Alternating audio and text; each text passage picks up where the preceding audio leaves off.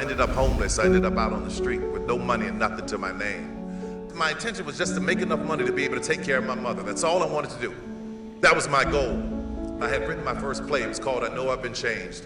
I put the show up, working, used car, bill collector, H&R Block tax return that wasn't quite right, but I got my money out of it.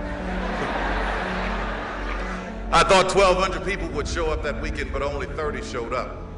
My car payment, rent, everything was tied up in this. But I knew that that is what I was supposed to be doing. I knew that I was on a good foundation. When I was growing up, my father was a carpenter. He would take me to work with him. And in the summertime, you know, it was really hot, and I'd be out there with him, and he'd be building these houses. And the part that I hated most about this was when we had to put in the foundation. It was painstaking, you know, digging these holes. Then you had to tie the steel, and after all that work was done, you just poured concrete over it. And here's the thing, nobody ever saw it. All that work was done, and nobody ever saw it. No one ever cared about the foundation. The only time you hear someone talk about the foundation is when a house is falling apart. But when the foundation is done right, nobody mentions it.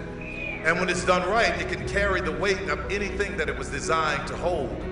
What you were building had to be strong enough to support the weight of whatever you could dream.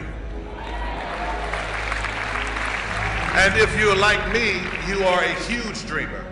You had to have a foundation that is big enough and strong enough and bold enough to hold all of your dreams and handle them coming true. I need to warn you, it takes a while to build a dream.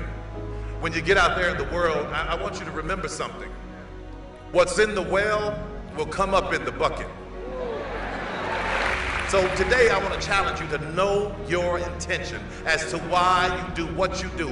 And I promise you, if your intention is right, you will be successful. But let me warn you what will happen when you're successful, because I don't want you to get out there and get caught off guard. At first, you're going to be celebrated. But when your success surpasses what your peers expect of you, then you will become a target. So now that you have set your intention, now that you have your foundation, let's talk about how to stay on course when the attacks come. As an artist, this is the art that I want to paint.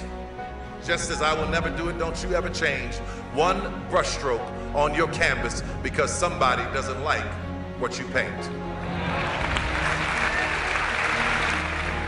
You have the foundation. Know your intention. Know that it's not going to be easy, but just keep yourself on track. Know the value of what is already down in your well.